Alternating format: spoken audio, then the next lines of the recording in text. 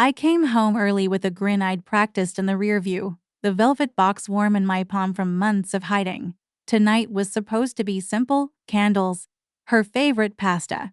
A dumb speech about how lucky we were. The bedroom door sighed. When I pushed it open, two bodies froze. Her party dress was wrecked to her waist, one heel still on, mascara dusting the pillowcase. The man braced above her was the one she called brother, best friend since college, frequent guest. The guy who taught me how to grill. Their faces turned to me, like I'd interrupted a meeting. She didn't look guilty. She looked irritated. "Can you not?" she said, as if I'd tracked mud across her rug. I didn't raise my voice. I set the velvet box on the dresser and eased the door shut behind me until the latch clicked. "Don't mind me," I said. "Even finish whatever this is." He grabbed the sheet. She rolled her eyes, rolled them like I was being dramatic. The room smelled like citrus cleaner and a cologne I don't wear. Her phone buzzed on the nightstand, screen face down. My heart didn't race.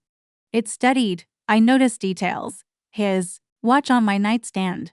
Her necklace tangled around the lamp pole. Two wine glasses when we only own a cheap set for guests. I opened the closet and hung my jacket because that's what a steady man would do. In the mirror, I saw a stranger with my face. I didn't recognize the line of my mouth. "I'll be downstairs," I said. "Take your time." On the way to the kitchen, the house we'd built felt suddenly staged. Our photos, the couch we chose together, the plan she promised she'd keep alive this time. I set water to boil. The ring sat in the other room like a punchline. I cracked ice under the tap and listened to the quiet. Tonight wasn't for shouting. It was for noting everything. For arranging pieces on a board I hadn't realized we were playing. Her step creaked in the hallway. The other pair followed, guilty feet learning to tiptoe. I didn't look up. I poured a drink I didn't want and decided that if love could make me blind, betrayal would make me precise. I placed my phone on the table and opened a blank note. I typed the date and time. Then I started counting. 8 years. That's how long I'd been sure of her, long enough to let her keep my passwords, to trust her with the books for my business, to tell her things I'd never told another soul. We'd build a life out of little rituals: Sunday pancakes, our song on road trips, whispered jokes in crowded rooms. Now, all of it replayed in my mind like a highlight reel I didn't ask for. But watching closely, I could see the edit side. Ignored the late-night calls she took in the hallway, voice low, the way her phone started living face down on every surface. How she defended him, always him, when I teased her about how much time they spent together. There were moments that should have been alarms. The night she came home smelling faintly of men's cologne, claiming she'd been helping a friend move. The business trip that ended a day late without warning. The laugh she gave him, that soft one she used to save for me. I told myself I was imagining it. That's the thing about trust: you'd rather doubt your own eyes than the person you love. But after tonight, I couldn't pretend. The irritation on her face when I caught them, no shame, no fear, was worse than the act itself. It was the look of someone confident they'd get away with it.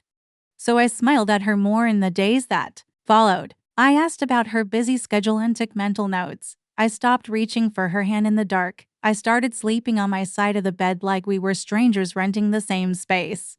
One night, she left her phone unlocked on the counter. A preview of a message flashed. "Same time tomorrow." She must have seen my eyes catch it, because she snatched it up and forced a laugh about work.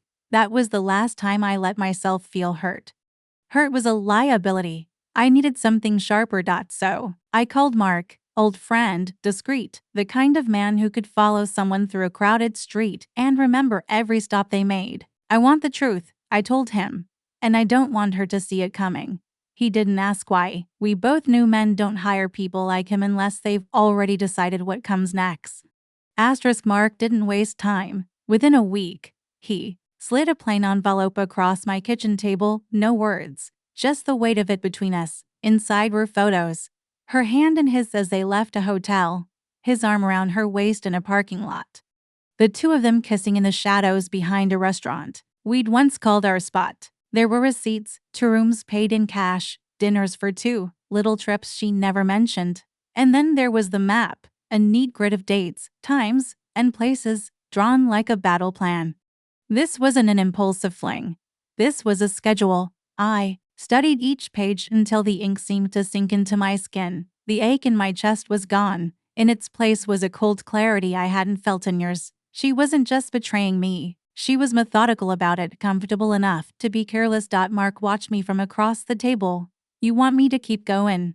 No, I said. I have what I need. The next morning, I met with my lawyer. The prenup had always been a quiet comfort in the background of our marriage, like an insurance policy you hope never to cash in. But now, it was my sword. Infidelity meant she got nothing, no house, no savings, no stake in my business. We laid out the steps. I'd start moving assets into accounts she couldn't touch. The property would transfer to my name alone. Every share, every investment, insulated. I left the office with a folder under my arm and the first real sense of control I'd felt since opening that bedroom door. That night, she came home late again, smiling at some text she didn't share. I poured her a glass of wine, set it in front of her, and asked how her day had been. She leaned across the counter to kiss my cheek, her perfume clouding the space between us. I let her, and I smiled back, because she had no idea I'd already begun dismantling the life she thought she owned. The transfers happen quietly, like moving pieces on a chessboard while your opponent admires their own pawns. Accounts she didn't know existed absorbed the money. Property titles slid into my name alone. Shares in the company shifted to a trust she couldn't touch. My lawyer called one afternoon. Voice steady. If you want to pull the trigger, she walks away with nothing. The prenup will hold. It was the closest thing to satisfaction I'd felt since this began. But I didn't just want her broke. I wanted her exposed. The kind of exposure that leaves a mark on every room she walks into.